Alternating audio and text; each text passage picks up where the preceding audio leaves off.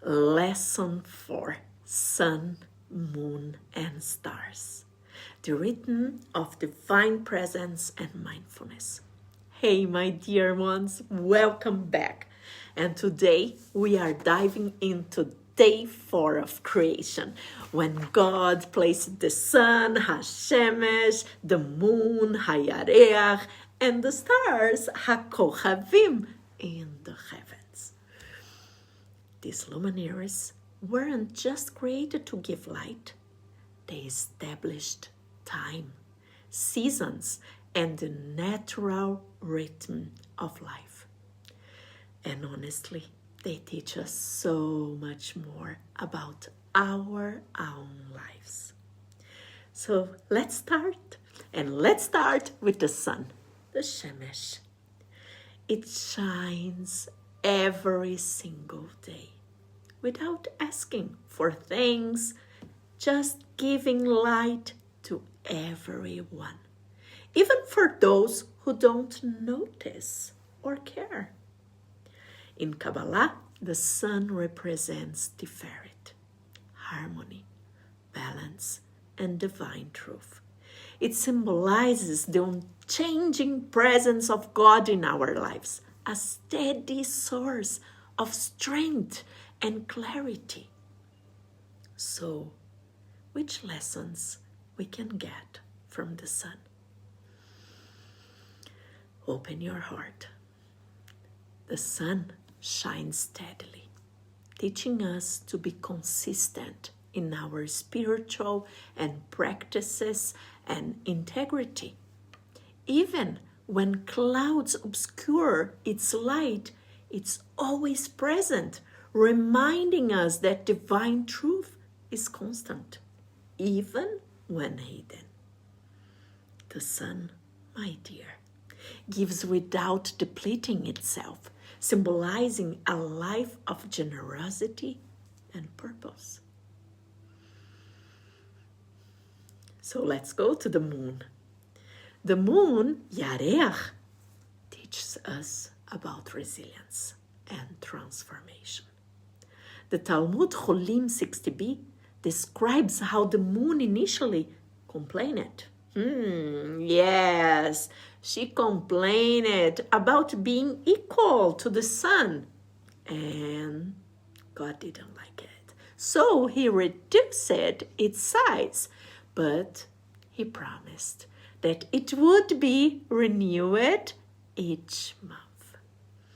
And this represents humility, resilience, and renewal. In Kabbalah, it is linked to Malchut, the ability to receive and then reflect the divine energy.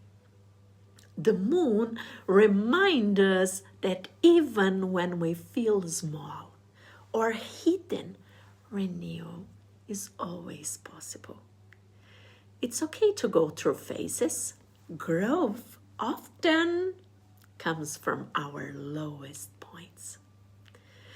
The moon does not have its own light. It reflects the light of the sun. And this, my dear, symbolize the human soul, the ability to receive the divine light, divine wisdom, to adapt and transform through life cycles.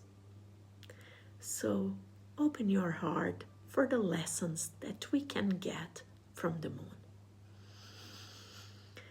Life moves in cycles.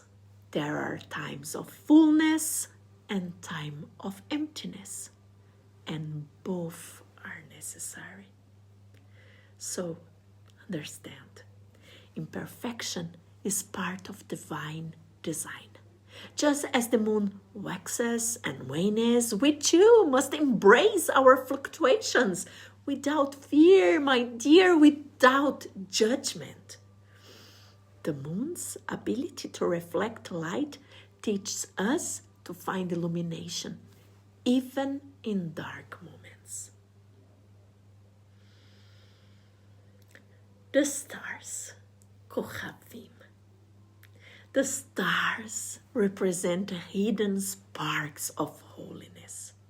The Arizal, Rabbi Zakluria, he taught that stars are nitzotzot hakedusha, divine sparks scattered across creation. And even the smallest points of light guide us through darkness. The verse from Daniel 12:3 says it so beautifully. Umaskelim yatzchiru kezochar harakia umatzdikei harabim HaKochavim leolam vayed. The wise shall shine like the brightness of the firmament, and those who bring many to righteousness like the stars forever.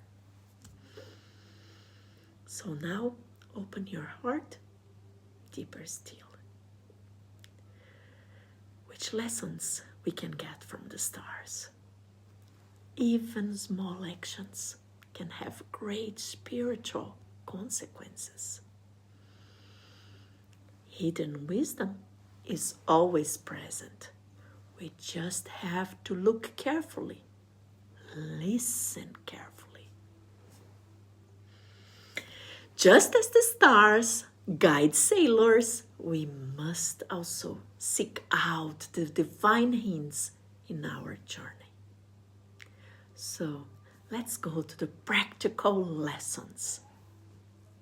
The luminaries are not just cosmic objects. Understand, they are spiritual tools for cultivating a life of mindfulness and presence. So, my dear, align with the sun, HaShemesh. Establish daily consistency. The sun teaches us about generosity and consistency. It shines every day without fail, giving its light freely to all, regardless of who they are or whether they express gratitude. Even those unaware of its presence benefit from its warmth. And this is a profound lesson of kindness and selflessness. True giving expects nothing in return. And just as the sun nourishes the world silently, we are encouraged to practice daily acts of prayer, study, and kindness, offering our light to others without seeking recognition.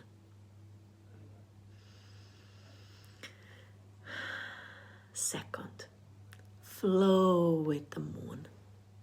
HaYareach. Embrace life cycles. The moon waxes and wanes, teaching us that life is cyclical. There are moments of fullness, and there, my dear, are moments of emptiness. And both are essential to our journey. In a world that often glorifies constant success, the moon reminds us that being in a low phase is not failure. It's natural. Just as the moon diminishes, yet always return to fullness, our times of struggle prepare us for renewal.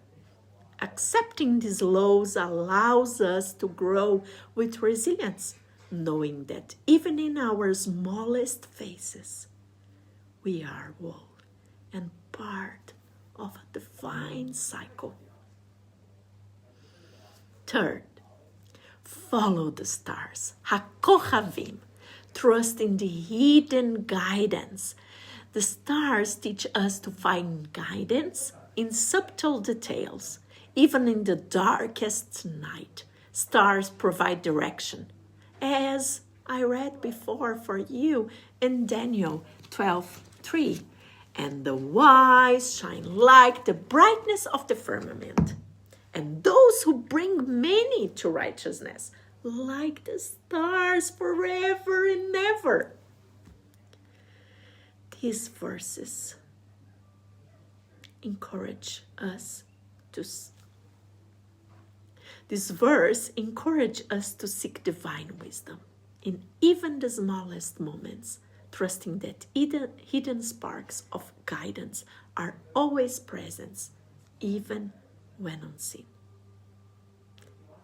So, God created the sun, the moon, and the stars to illuminate the heavens, but also to teach us how to illuminate the world with our presence.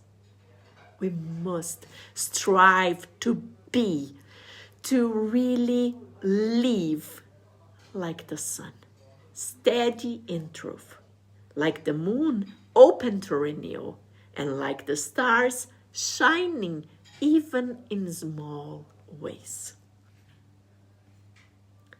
By aligning ourselves with these principles, we cultivate mindful awareness. We deepen our connection to divine wisdom, and then we walk as bearers of light in a world that longs for illumination. So, my dear, let's walk in this light together, illuminating the world with our presence. And thanks for being here. And I am so excited to share this journey with you. Let's keep growing, let's keep reflecting and shining bright. See you next time. Shalom, shalom.